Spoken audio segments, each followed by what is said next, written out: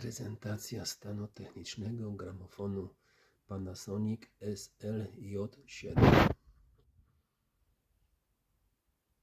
Zewnętrznie tak wygląda.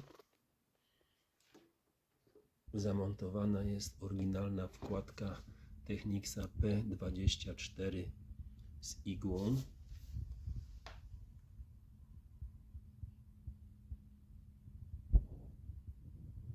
Igła w bardzo dobrym stanie i jeden zawias jest wyłamany, drugi jest sprawny. Oryginalna mata. Nie wiem, co tutaj coś tak lata. Pokrywa w ten sposób. Teraz włączymy jakąś. Tutaj wszystko dzieje się automatycznie. Wciskamy tylko start.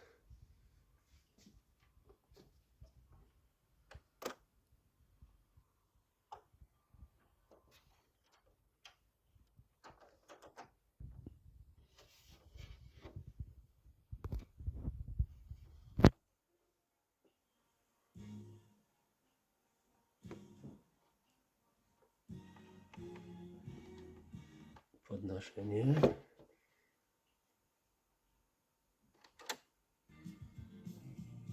Opuszczanie. Zobaczymy, jak działa.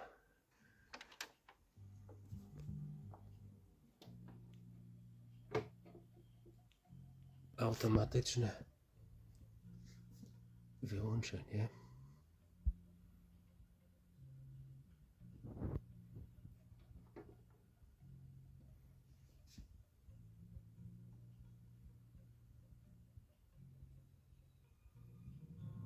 Widać, że stan jest bardzo dobry.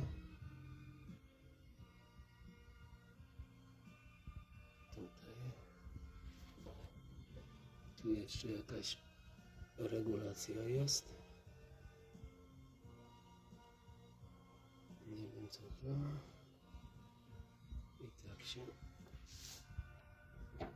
tutaj standardowo regulacja obrotów 33-45.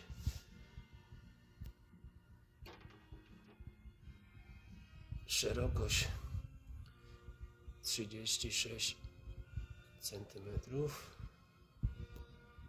O, i teraz będzie się płyta kończyła i sprawdzimy automatyczne wyłączenie.